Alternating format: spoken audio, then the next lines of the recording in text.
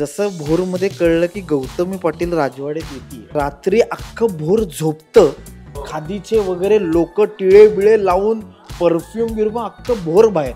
पूजा सावंतचं शूट होतं, तिला मी तयार करून खाली इनोवात बसवले. पूजाला बाहेर काढलं, कुठून काय कसं कळलं नाही. SM जोशी पूल जो आहे तो एक 15 ते 16 मिनिटात अख्खा भरला. आंबट शौकीन का टायटल आहे? फिल्मचं नाव आंबट शौकीन आहे, तर त्यामध्ये सगळं आंबट शौकीनच आहे का? तर नाही. वयाच्या 14व्या वर्षापासून ते वयाच्या 60व्या वर्षापर्यंत हे हॅन्डिकॅप स्कॅम आणि सेक्सटॉर्शन मध्ये लोक अडकले. 1700 कोटी मी तक्रार नोंदवलेली सांगतो. लाजे खातर लोक पोलीस चौक्यांमध्ये जात नाहीत, त्या गोष्टी वेगळ्या आहेत. ते मी सांगूही शकत नाही, इतके भीषण आहे. कारण आता डिजिटल मीडिया आलंय, सोशल मीडिया आलाय, आपण त्याचा वापर करतो. त्याचा जितका सदुपयोग आहे तितकाच दुरुपयोग सुद्धा आहे. 70% पुरुषांना अशी सवय आहे की त्यांना जरा थोडं अश्लील किंवा कसलं काय दिसलं की ते लगेच क्लिक करायला लागतात. आंबट शौकीनांनो सावधान, सतर्क राहा, सावध राहा. ही काळाची ना आत्ताची गरज आहे. तू पण तुझा शर्ट काढ ना. You are so hot. मी दाखव. नमस्कार, मी निलेश. लोकमत फिल्मीमध्ये तुम्हा सगळ्यांचं खूप खूप स्वागत. सध्या एका सिनेमाची खूप चर्चा आहे. काही दिवसांपूर्वीच त्याचा ट्रेलर आलाय आणि तो ट्रेलर आल्यानंतर काही ठिकाणी खुमासदार गप्पा रंगलेल्या आहेत, काही ठिकाणी थोड्याशा टीकाही होत आहेत. काही लोक, तरुणांमध्ये एक वेगळा विशेष आनंदही आहे. चित्रपटाचं नाव आहे आंबट शौकीन आणि त्यानिमित्तानं त्यांची टीम आपल्यासोबत आहे. मी सुरुवातच इथून करेन की ट्रेलर जेव्हा बाहेर आला तेव्हा अर्थात तुम्ही कमेंट वाचत असाल किंवा तुम्ही सोशल मीडियावरती, आपण सगळेच आहोत. काही कमेंट खूप चांगलेही आहेत, काही कमेंट टीकाही करणारे आहेत. विषय तितका वेगळा आहे. दिग्दर्शकही आपल्यासोबत आहेत, कलाकारही आहेत.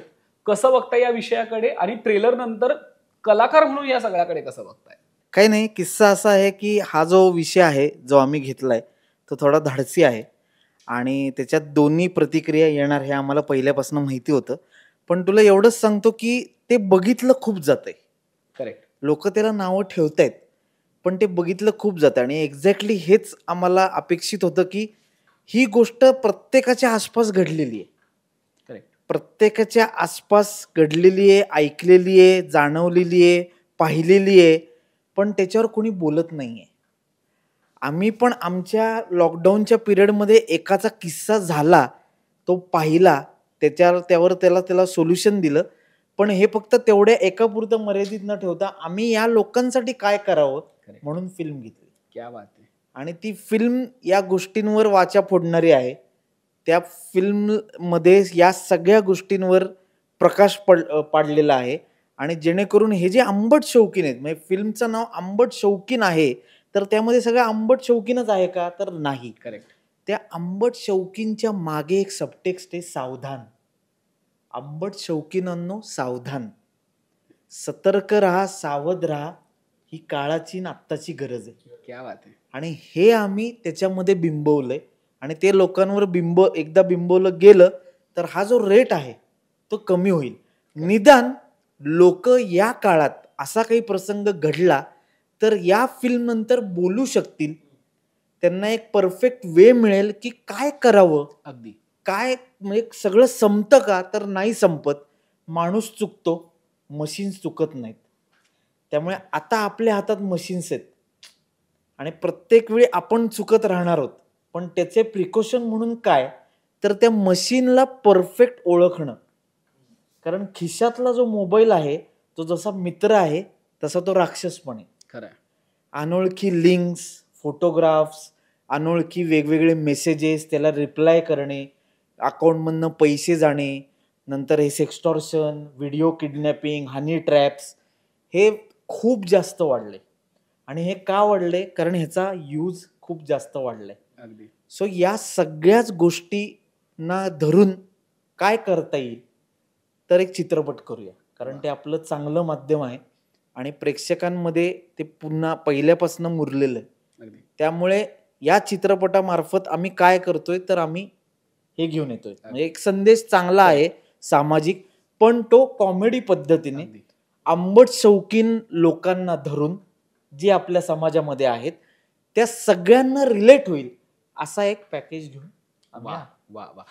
मी दिग्दर्शक निखिलकडे येईल. निखिल, मला तुला विचारायचं आहे की विषय खूप छान आहे, विषय आपल्यातलाच आहे. हल्ली अनेक मुलं तरुणाई या सगळ्या जाळ्यात ओढली जातीये, पण विषय मांडताना डार्क कॉमेडीज का निवडली, किंवा त्याच्या मागे तुझा काही दिग्दर्शक म्हणून पर्पज होता का, की मला डार्क कॉमेडी मागचा हा उद्देश आहे? जेव्हा प्रत्येक दिग्दर्शक आपला पहिला सिनेमा करतो त्यावेळेस त्याचं एक स्वप्न असतं की बाबा आपण ज्यावेळेस दिग्दर्शन करणार आहे त्यावेळेस एक कॉन्टेंट त्याचा खूप भारी असावा, ठीक आहे ना, कारण की मराठीमध्ये कॉन्टेंट खूप भारी दिले जातात. मग मला ज्यावेळेस आमच्या मित्राबरोबर हा किस्सा घडला, तो लॉकडाऊनमध्ये घडला होता. लॉकडाऊनमध्ये ज्यावेळेस हा किस्सा घडल्यानंतर आम्ही ठरवलं बाबा की तो आत्महत्यापर्यंत तो मित्र लिटरली जाणार होता.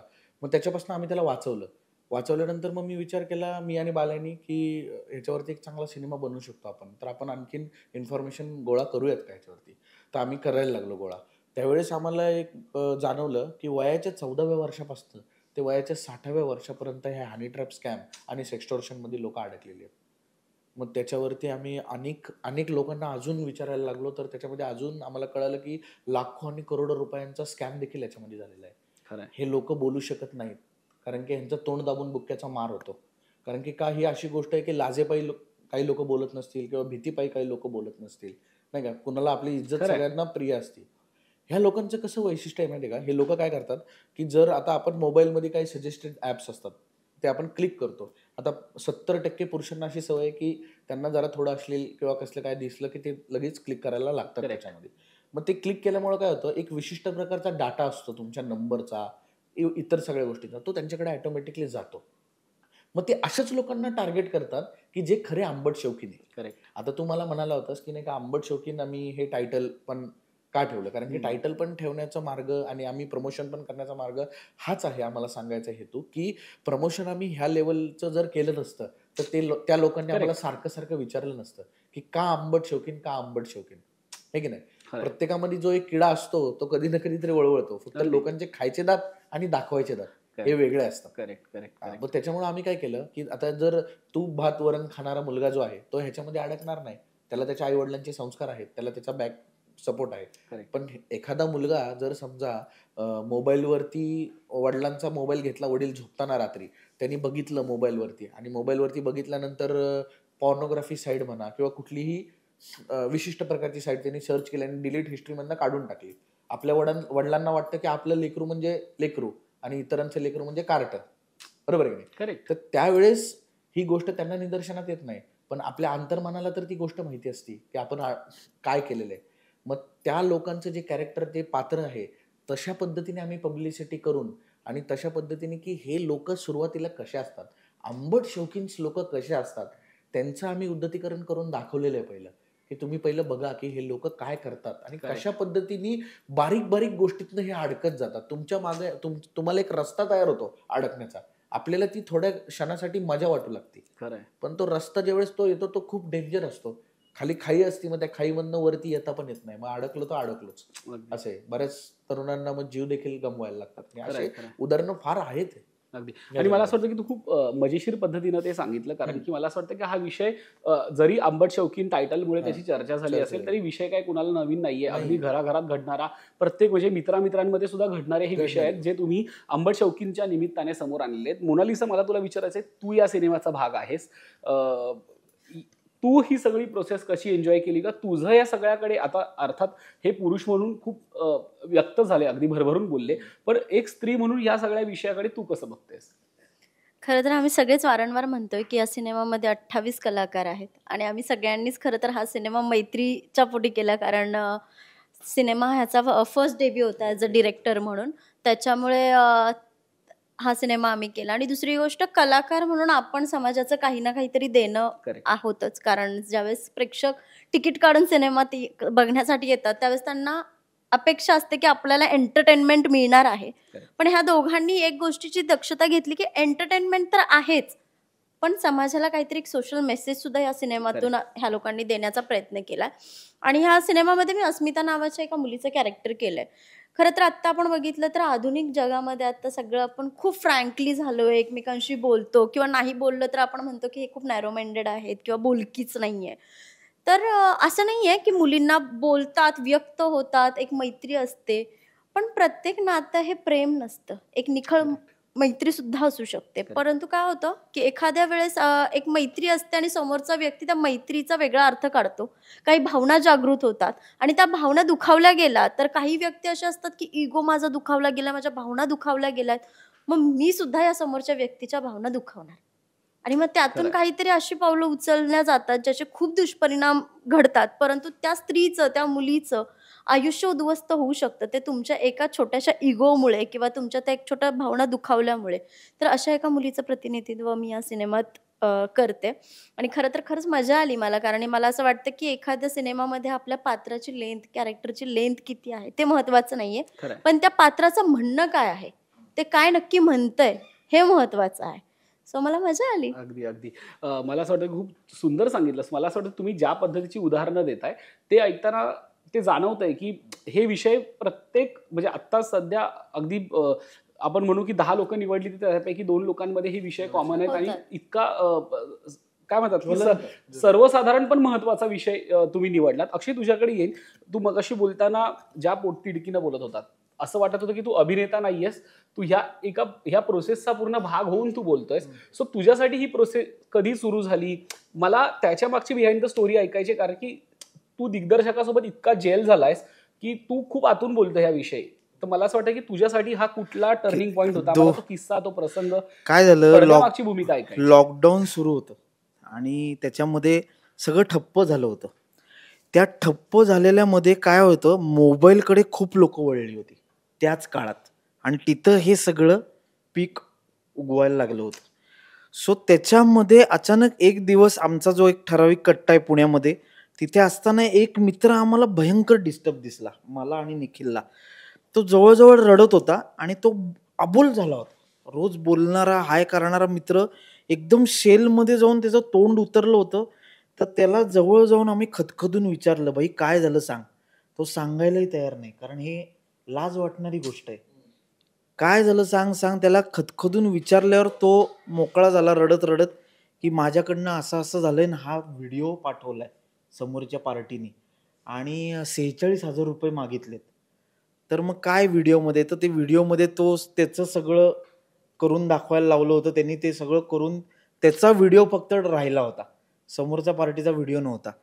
तर तो भयंकर डिस्टर्ब होता. एक तर तो गावाकडनं आलेला हळव्या मनाचा मित्र होता आणि मग आम्ही त्याला भेटलो, त्याला सगळं थांबवलं, समजवलं. त्याचे काही सायबर क्राईमला लोक ओळखीचे त्यांना मध्यस्थी घेऊन आम्ही ते रफादफा केला मॅटर. पण त्याच्या शेवटाला तो आम्हाला असं बोलला की तुम्ही दोघं जर नसताच तर माझ्या डोक्यात आत्महत्येचा प्लॅन होता. ही गोष्ट आम्हाला एवढी ट्रिगर झाली की नाही भाई, ह्याच्याने आपल्याला ह्याच्यावर काहीतरी भाष्य करणारं काम केलं पाहिजे. तर मग काय पथनाट्य करूयात का, इथपासून आमच्या डोक्यात सुरुवात झाली की बाबा एक टीम घेऊ, ते डिरेक्ट करू, पथनाट्य बसवू आणि जागोजागी जनजागृती करूया. तर तो म्हणला नाही, मीडियम काहीतरी मोठं पाहिजे जे हिट होईल. तर मग आम्ही फिल्ममधले असल्यामुळे तिथलं खरं तर या गोष्टीला सुरुवात झाली. मग प्रत्येक गोष्टीचा आम्ही अभ्यास करायला लागलो. तुला माहिती 1700 कोटींची फसवणूक दरवर्षी होते या स्कॅम्समधून. 1700 कोटी म्हणजे अशी कित्येक परिवार, कित्येक मुलं मुली ह्याचे बळी पडलेले आहेत, जे आत्तापर्यंत गेलेले आहेत का जिवंत आहेत हे माहिती नाही. बरं, हे 1700 कोटी मी तक्रार नोंदवलेले सांगतोय. लाजे खातर लोक पोलीस चौक्यांमध्ये जात नाहीत, त्या गोष्टी वेगळ्या आहेत, त्यातले किस्से वेगळे आहेत, ते मी सांगूही शकत नाही, इतके भीषण आहेत. सो या सगळ्यालाच धरून एक उत्तम काहीतरी आपल्या हातात आहे आणि ते आपल्याला लोकांसमोर आणायचंय. ही आग पेटली आणि मग सुरुवात झाली. पहिल्यांदा मी याच्यामध्ये as a screen play writer किंवा डायलॉग रायटर म्हणून नव्हतो, पण काही काही गोष्टी लिहिल्यानंतर मला काही वाटायला, ॲड ऑन करायला वाटायला लागलं की मी हे करून बघू का, ते करून. तर त्यांनी मला प्रोत्साहन दिलं की तू बघ एकदा करून. मग लिहिता लिहिता त्याला ते आवडू लागलं. मग मी आणि अमित बेंद्रे असे दोघांनी मिळून तो भाग पूर्ण केला आणि त्यामुळे आम्ही तिथवर पोचलो. त्याच्याबरोबर तो सगळा अभ्यास, ही भली मोठी टीम, हे सगळं लॉकडाऊनमध्ये क्रिएट करणं, जेव्हा काहीच नव्हतं, सगळं थांबलं होतं, तेव्हा पाहिलेलं हे स्वप्न आहे जे आत्ता 5 वर्षांनी पूर्ण होत सत्यात उतरतंय करेक्ट की बाबा या गोष्टीवर वाचा फोडणारं काहीतरी मीडियम आपण करून ठेवावं, जेणेकरून असं नको व्हायला की आपल्या हातात होतं, आपण बघितलं होतं, पण आपण तिथवर पोहोचलो नाही. करेक्ट हे महत्त्वाचं. करेक्ट. मला असं वाटतं की ट्रेलर बघून आणि एकूणच नावामुळे जरी विषय आंबट वाटत असला तरी त्याची खोली खूपच मुरलेली आहे असं म्हणूया आपण. मोनालिसा, तुझ्याकडे येईल. सिनेमाचा ट्रेलर खूप सुंदर झालेला आहे. या सिनेमात जसं की अक्षय म्हणाला, निखिल म्हणाले, याच्यात अनेक किस्से आहेत. म्हणजे एक विषय त्यांनी हाताळलेला नाहीये, तर आंबट शौकीनांविषयी अनेक विषय हाताळलेले आहेत. पण या सगळ्या प्रोसेसचा तू भाग होत असताना, हा सिनेमा चित्रित होत असताना असा कुठला प्रसंग आहे की जो तुला लक्षात राहिला, किंवा या सिनेमातली एखादी आठवण जी तुला सांगावीशी वाटते आज आम्हाला? खरं तर मी फार वेळासाठी सिनेमामध्ये खरं तर मी नव्हते सेटवरती, कारण आम्ही सगळेच जण खूप छोट्या छोट्या कॅरेक्टर्ससाठी आहोत. हे तिघं जे आहेत, अक्षय, निखिल आणि किरण गायकवाड, हे तिघं जण सेटवर. पण मला निखिलची एक गोष्ट मला सांगावीशी वाटते सेटवरची, की तो दिग्दर्शक म्हणून पण काम करत होता, तो कलाकार म्हणून पण काम करत होता, आणि बाकीच्याही सगळ्या गोष्टी तो मॅनेज करत होता. सो ज्यावेळेस निखिल माझ्या वेळेस होतं त्यावेळेस मी आधी सिनेमात त्याच्याबरोबर को आर्टिस्ट म्हणून काम केलं होतं आम्ही दोघांनी. पण दिग्दर्शक म्हणून ज्यावेळेस त्याचं काम करताना मी बघितलं, त्यावेळेस त्याची तारंबळ खूप होती की मी दिग्दर्शक म्हणून पण बघतोय, कलाकार म्हणून पण बघतोय. पण खरंच मला ह्या दोघांच्या बाबतीत इथे ते आहेत तर सांगावंसं वाटतंय.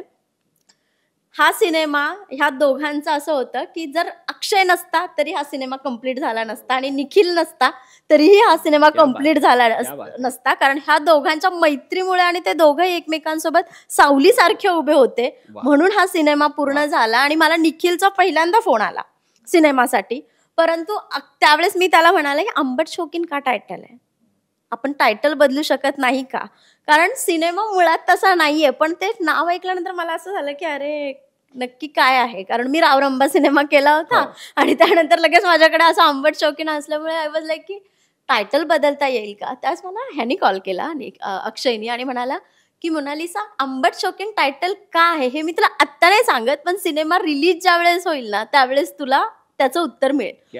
आय कांट बिलीव्ह की जेव्हापासून आम्ही प्रमोशनसाठी फिरतोय प्रत्येक व्यक्ती एकच प्रश्न विचारतोय की हे टायटल का ठेवलंय. म्हणजे लोकांना एवढी क्युरिसिटी आहे की नक्की सिनेमात काय आहे म्हणून. सो मला ना तसे किस्से नाहीत, पण ह्या दोघांचं फार कौतुक करावं असं वाटेल, कारण ते ऊन आणि सावलीसारखे दोघं एकमेकांसोबत उभे होते. आणि मला असं वाटतं की असंच प्रत्येकाने ह्या इंडस्ट्रीत उभं राहणं गरजेचं आहे. कारण आता मी एक खूप मला सांगावंसं वाटतं इथे, सिनेमा बनवणं सोपं आहे, पण तो प्रेक्षकांपर्यंत पोहोचवणं सुद्धा कलाकारांची तेवढीच मोठी जबाबदारी आहे. आणि तिथे जर आपण कमी पडलो तर मग ते आपण सोनं बनवलं तरी सुद्धा त्याचा काहीच फायदा नाहीये, कारण ते लोकांपर्यंत पोहोचवलं पाहिजे. सो मला असं वाटतं की प्रत्येक कलाकाराची ती जबाबदारी आहे, आणि हे दोघं जसं करतायत तसं प्रत्येकाने करायला पाहिजे. मला असं वाटतं की मोनालिसा किस्से स्वतःविषयी प्रत्येक जण सांगतो, पण तिचं कौतुक करायला हवं. ती तुमच्या दोघांविषयी बोलली आणि भरभरून बोलली. मोनालिसा, तुझं खूप खूप कौतुक. निखिल, तुझ्याकडे येईल. सिनेमाची आणखीन एक चर्चा आहे, ते म्हणजे अनेकांचे कॅमिओ आहेत. बरेच असे कलाकार आहेत, जसं की मोनालिसा म्हणाली की ट्रेलर पाहताना पण असं झालं होतं, अरे हे पण आहेत, अरे हे पण आहेत, अरे ते पण आहेत. सो बऱ्याच मोठ्या कलाकारांची जंत्री तू जुळवून आणलीस, तर कलाकारांकडनं रिस्पॉन्स कसा होता आणि हे सगळं तू कसं जुळवून आणलं, त्याच्या मागचा उद्देश आणि ती प्रोसेस? जसं की मोनालिसा म्हणले ना की अक्षय आणि निखिलने हा सिनेमा केला, तर जरी अक्षय नसला असता या सिनेमामध्ये तरी हा सिनेमा बनला नसता, जरी निखिल जरी नसला असता तरी हा सिनेमा बनला नसता. कसं होतं की अक्षयनी आधी खूप सारे फिल्म्स केलेले होते कलाकारांबरोबर, जेवढे पण आपले कलाकार आहेत त्याच्यामध्ये, तर त्याची मैत्री त्यांच्याबरोबर खूप आधीपासूनची होती. आणि ज्यावेळेस आम्ही हा सिनेमा बनवायचं ठरवलं होतं ना, त्यावेळेस आम्ही ठरवलं होतं की बाबा हा सिनेमा खूप सेन्सिटिव्ह आहे, ह्याचा टॉपिक खूप सेन्सिटिव्ह आहे, तर आपल्याला ह्याच्यामध्ये कलाकारांची योगदान, म्हणजे त्यांचं जर योगदान आपल्याला मिळालं तर खूप भारी होऊन जाईल आपल्या सिनेमाला. मग ज्यावेळेस आम्ही कलाकारांना ही गोष्ट सांगायला लागलो, जसं गोष्ट सांगितलं ना तर त्यांना ती गोष्ट फार आवडायची. मग त्यांनी काय विचार केला की गोष्ट मस्त आहे, आपण केलं पाहिजे. आणि अक्षयची मैत्री एवढी चांगली होती त्या कलाकारांबरोबर, म्हणून त्यांनी सगळ्यांनी पटकन त्यांचा होकारही देखील कळून टाकला. आणि मग जसं ते आले आमच्याबरोबर काम केलं, तर त्यांनी देखील आमच्याबरोबर खूप चांगल्या पद्धतीने जेलअप झाली आणि ते खूप चांगल्या पद्धतीने सिनेमा बनवण्यामध्ये आम्हाला मदत हे केली. म्हणजे एक मैत्रीचा सोहळा म्हणतो ना आपण, हा, तर तसा आमचा हा सिनेमा घडला आणि त्याच्यामध्ये आम्हाला खूप मजा आली तो सिनेमा करताना. म्हणजे टॉपिक जरी आपण भारी असं सेन्सिटिव्ह पकडला तरी पण आम्ही तो मनोरंजनाच्या पद्धतीने आम्ही प्रेक्षकांना दाखवून दिलेला आहे. कारण की काय होतं, एका पिरियड पॉईंट ऑफ व्ह्यूला ना लोक बोर व्हायला लागतात. म्हणजे आर्टिस्टिक फिल्म असेल किंवा काय होतात, मग ते काय म्हणतात, ठीक आहे आपण फेस्टिवल्सलाच बघूयात किंवा आपण OTT वरती आल्यावरती बघूया. म्हणजे हे सगळं तशा पद्धतीने होऊन जातं. आणि त्याचं मला असं वाटतं की तुम्ही ज्या उद्देशाने सिनेमा बनवलाय तो तसा वर्क पण होतोय. कारण की सध्या ह्याचं प्रमाण जर असं आपण धरूया की तरुणांमध्ये जास्त आहे, तर मला असं वाटतं की बऱ्यापैकी तरुणांनी खूप पॉझिटिव्ह कमेंट दिलेले आहेत आणि लोक ह्या सिनेमाविषयी उत्सुकही आहेत. अक्षय, तुझ्याकडे येईन. जसं की निखिल म्हणाला की तुझे मित्र होते, सगळे कलाकार एकत्र आले. जसं की मोनालिसा म्हणाले की अरे अंबट शौकी नाव का आहे, तर या सिनेमात तू अनेक मोठ्या कलाकारांना घेऊन आले. जेव्हा तू कलाकारांना फोन करून सांगितलं की मी सिनेमा करतोय अंबट शौकी नावाचा आणि विषय ऐकवला असेल, तर कलाकारांच्या काही प्रतिक्रिया होत्या का? बरेच, म्हणजे प्रत्येक, म्हणजे मला असं वाटतच नाही की कोणी नावाला घेऊन मला छान म्हणलंय. फक्त श्रीकांत यादव सर जे आहेत त्यांना हे नाव खूप आवडलं होतं. बाकी पार्थ भालेराव, अमेय वाघ, प्रार्थना भेरे, पूजा सावंत, भाऊ कदम, मोनालिसा, एव्हरीवन, की बाबा अंबट शौकीन काय, ते नाव बदलता येईल का? नाव बदलता येईल, पण आम्ही दोघं शेवटपर्यंत नाव बदलता. पण मग तुम्ही दोघं ठाम होता, पण त्यांना कसं तुम्ही त्यांना मी म्हणलं की अंबट शौकीन ही जी एक जातकुळी आहे त्याचं ते मेटाफर आहे.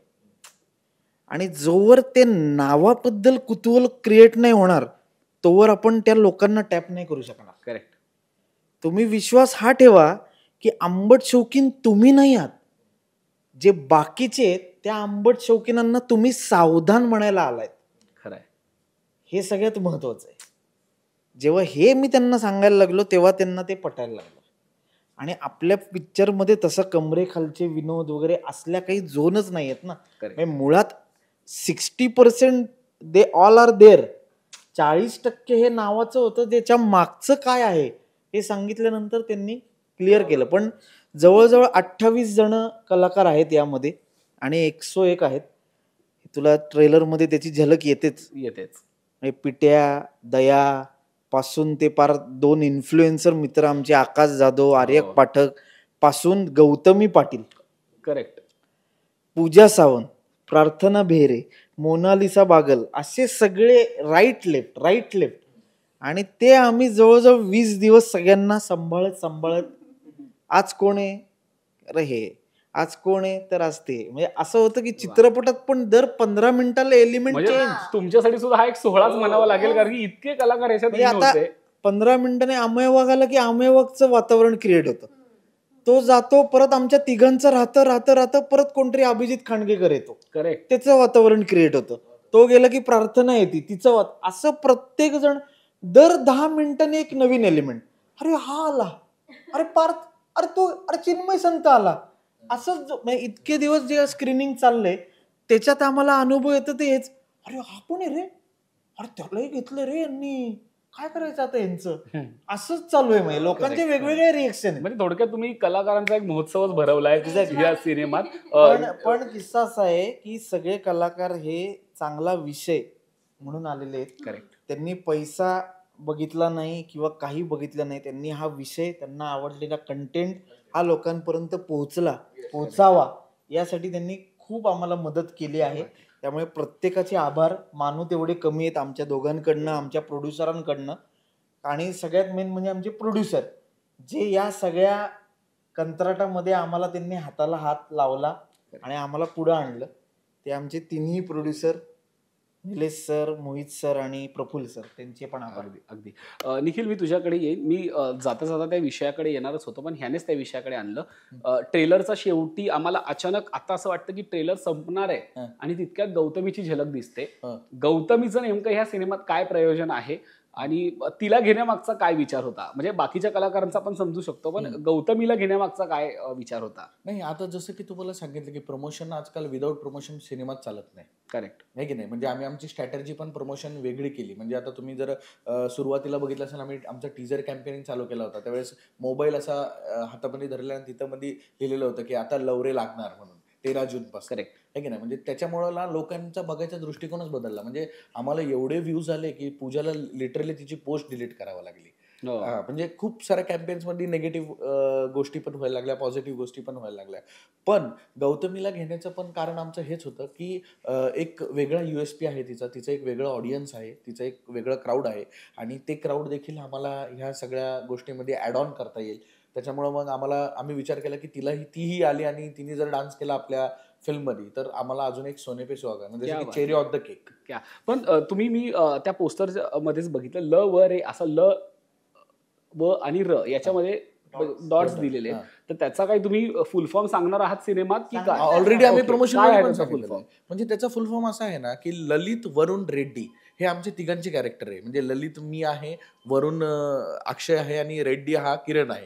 असे 3 कॅरेक्टर आहेत आणि त्या कॅरेक्टरांवरनं हे सगळं आहे. म्हणजे अगदी आम्ही सांगितलं. अक्षय, गौतमी सोबतचा तुझा अनुभव कसा होता? ती डान्स केलाय तिने सिनेमात, तिच्या सोबतचा अनुभव ती कसा होता? एकतर खूपच भारी डान्सर आहे आणि माणूस म्हणून ती इतकी भारी आहे की मी तसा माणूस नाही बघितलाय. इतकी तिला माणुसकी आहे. क्या बात. ऍडजस्टमेंटचा पीक म्हणजे गौतमी पाटील. एवढ्या मोठ्या स्थानावर जाऊन टँट्रम्स हा टी पण तिला माहिती नाहीये.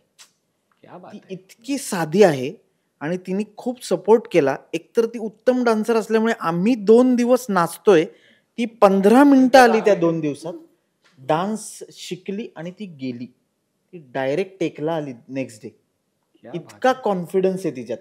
त्यात ती म्हणली की मी चप्पल नाही घालणार अक्षय, ती कुठलाही डान्स विदाऊट चप्पल करते, कारण ती त्याला सगळं मानते डान्सला. त्यामुळे ती म्हणली की माझ्या पायात चप्पल नसेल, त्यामुळे फ्लोअर फक्त क्लीन ठेवता येईल आपल्याला, तेवढी एक डिमांड तिने केलेली. बाकी तिची काही डिमांड नाही, क्या बात. काही त्रास नाही. आणि तुला सांगतो की तिचं फॅन फॉलोईंग काय आहे त्याचं एक उदाहरण देतो तुला मी. आम्ही भोरच्या राजवाड्यात शूट केलं तिचं गाणं आणि त्या गाण्याला 100 ज्युनियर्स बोलवले होते आम्ही. जसं भोरमध्ये कळलं की गौतमी पाटील राजवाड्यात येते, तर ते जवळजवळ 700 ते 800 लोक आले आणि त्याने आम्हालाही फायदा झाला की ती आम्ही वापरली. पण ही जी फॅन फॉलोईंग आहे त्याने आम्ही क्रॅक झालो की तिथं जो माहोल झाला की रात्री अख्खं भोर झोपतं ते भोर उठलेलं होतं, फ्रेश टवटवीत कपडे बिपडे घालून, खादीचे वगैरे, लोक टिळे बिळे लावून, परफ्यूम बिरफ्यूम, अख्खं भोर बाहेर. तर तिथला जो मेन होता तो म्हणला तुम्ही भोरला जाग केलं रात्रीचं त्या गौतमी पाटला क्या आणून. बात आहे. क्या बात आहे. हे कमाल, तिचा कमाल. इतका मोठा इम्पॅक्ट आहे जो तिने क्रिएट केलाय. आणि तिच्या बाबतीत तिला काही नाही, इतकी साधी आहे की तिला माहिती नाही त्याची, ती एवढा तिचा आवाका झालाय किंवा ती एवढी साधी, ती कुठल्याही गोष्टीला नाही म्हणत नाही, काही नाही. आणि दुसरी गोष्ट यावरनं आठवलेली मी तुला पूजा सावंतची सांगतो. पूजा सावंतचं शूट होतं रात्री 1:30 वाजता, रात्रीच्या नाईट शिफ्टला SM जोशी पूल पुण्यात. तर तिला मी तयार करून खाली इनोवात बसवलेलं की बाहेर आलं तर गडबड होणार, गणपतीचा पिरियड होता सगळा, तर सगळी गर्दी होईल आणि मग ते पोलिसांच्या परवानग्या काढल्या, त्रास होणार, main heart of the city आहोत आपण, म्हणून तिला इनोवातच बसवलेलं. मी काढलं नाही. तिचा डेमो एक आमची जी असिस्टंट होती तिच्याकडनं सगळे तिची मापं विपं घेऊन तिचे सगळे हे आम्ही मार्क केले. आणि आता म्हणलं पूजाला बाहेर काढा. 1:30 वाजला होता, पुणे जवळजवळ शांत झाला. आता म्हणलं तिची योग्य वेळ आहे, तिला बाहेर काढा. पूजाला बाहेर काढलं, कुठून काय कसं कळलं नाही. SM जोशी पूल जो आहे तो एक 15 ते 16 मिनिटात अख्खा भरला होता आणि लोक आवाज देत होते तिला, तिच्या नावाने हे करत होते, आदिरमन झाले, कलरफुल सगळं तिला. म्हणजे आमचं शॉटला प्रॉब्लेम व्हायला लागले, सतत रिटेक व्हायला लागले. ती वळली आणि सगळ्या ऑडियन्सला माईकवर तिने एक विनंती केली की मला पुणे खूप आवडतं, कारण इथली लोक खूप जास्त ऐकणारी आहेत आणि त्या लोकांना भान आहे, म्हणून आमचं पुण्यात शूट होतं खूप लोकांचं. तर तुम्ही इथे आलायत हे प्रेमापोटी आलाय, त्याच प्रेमापोटी शांत राहून तुम्ही जर शूट बघितलं आणि आमच्या शूटला अडथळा निर्माण नाही केला तर खूप मजा येईल. या गोष्टीनंतर तिथला एक माणूस बोलला नाही. पुढचे बात आहे. 4 तास. क्या बात आहे, क्या बात आहे. ह्या वेगवेगळ्या पॉवर्स आहेत ज्या त्यांनी क्रिएट केल्यात, जमवल्यात आणि त्याची याची देही याची डोळा आम्ही प्रचिती घेतली. खरंय. त्यामुळे हे सगळी लोक आमच्या बरोबर आली, त्यांनी 4 चान लागलेच आणि चांगलं आम्हाला जे बनवायचं होतं तिथवर आम्ही पोहोचू शकलो. क्या बात एवढं आहे, नाही. क्या बात आहे, क्या बात आहे. मला असं वाटतं की आंबट शौकीन या सिनेमाच्या निमित्ताने मला खरं तर असं वाटलं होतं की एका आंबट शौकीन टायटल आहे, काय गप्पा होणार आहेत आज मलाच माहिती नव्हतं, पण मला असं वाटतं की एक वेगळ्याच पद्धतीच्या गप्पांचा फड आज रंगलेला आहे. आणि मला असं वाटतं की या मुलाखतीतनं लोकांनाही नेमकं कळेल की सिनेमा पाहणं का गरजेचं आहे. मी आपल्या सगळ्यांच्या वतीने मोनालिसाला आवाहन करतो की प्रेक्षकांमध्ये जसं की अक्षय म्हणाला की पूजाची क्रेज आहे, गौतमीची क्रेज आहे, तसं प्रेक्षकांमध्ये मोनालिसाची सुद्धा बरीच क्रेज आहे. आणि म्हणूनच तू आज इथे आहेस. तर मला असं वाटतं की ते बॅटन तुझ्या हातात घ्यावं, तो माईक तुझ्या हातात घ्यावा आणि प्रेक्षकांना आवाहन करावं की हा सिनेमा का पाहायचा आहे आणि त्यांना थिएटरमध्ये येण्यासाठी तू आवाहन कर. 13 जूनला आंबट शौकीन हा सिनेमा तुमच्या जवळच्या चित्रपटगृहात रिलीज होतोय.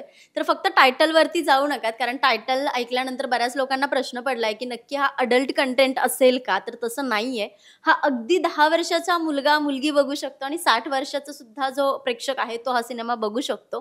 कारण आता डिजिटल मीडिया आलंय, सोशल मीडिया आलंय, आपण त्याचा वापर करतो. त्याचा जितका सदुपयोग आहे तितकाच दुरुपयोग सुद्धा आहे आणि ते आपल्याला कळणं आवश्यक आहे.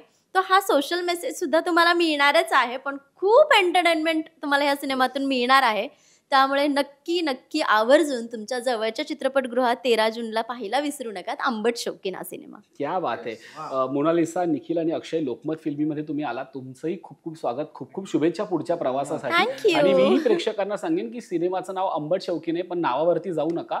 सिनेमा पहा, त्याच्यात केवळ आंबट नाही तर आंबट गोड अनुभव तुम्हाला येईल आणि मजा येईल तुम्हाला तो सिनेमा पाहताना. लोकमत फिल्मीकडनं आंबट शौकीन या सिनेमाला खूप खूप शुभेच्छा, Thank भरभरून you. प्रेम आणि तुम्हाला आवाहन की सिनेमा थिएटरमध्ये जाऊनच पहा. धन्यवाद. अगदी बघणार. येस, धन्यवाद. Thank you so much.